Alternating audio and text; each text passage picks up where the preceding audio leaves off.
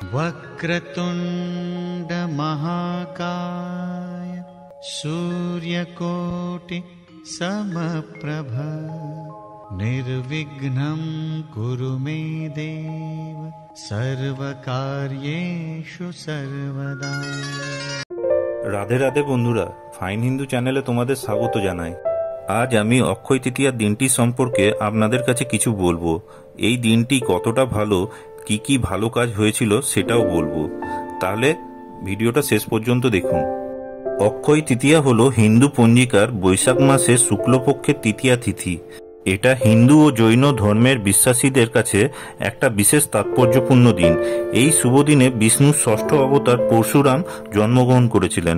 এই জন্য এই দিনটি পরশুরাম জয়ন্তী হিসেবে পালন করা হয়। বেদব্যাস ও গণেশ এই দিনে মহাভারত রচনা আরম্ভ করেন। এই দিনে সত্যযুগের শেষ হয় এবং ত্রেতা যুগের সূচনা হয়। এই দিনে রাজা ভগীরথ গঙ্গা দেবীকে মর্তে নিয়ে এসেছিলেন। এই একই দিনে কুবেরের তপস্যায় তুষ্ট হয়ে মহাদেব তাকে অতুল ঐশ্বর্য প্রদান করেন। কুবেরের এই দিনে লক্ষ্মী লাভ হয়েছিল বলে এই দিনে বৈভব লক্ষ্মীর পুজো করা হয়।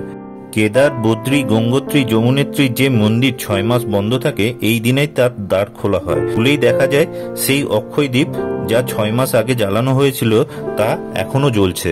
অক্ষয় তৃতীয়ার দিনে কিছু অক্ষয় টোটকা করলে পুণ্যের অংশীদার হয়ে উঠবেন।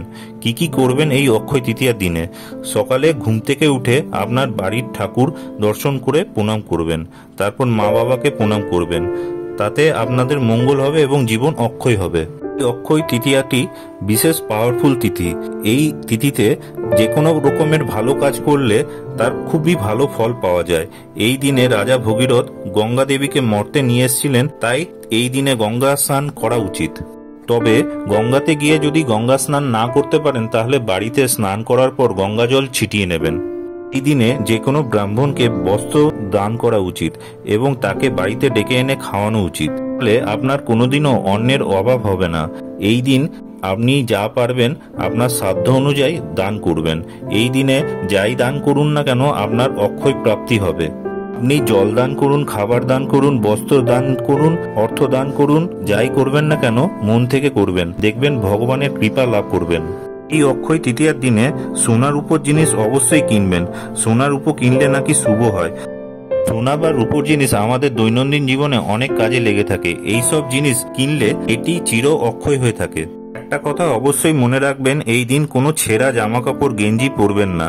নতুন কিছু পরুন এবং বাড়িতে থাকা ভালো জামা কাপড় পরুন। এটা না করলে দারিদ্রতা কখনোই আপনাদের পিছু ছাড়বে না।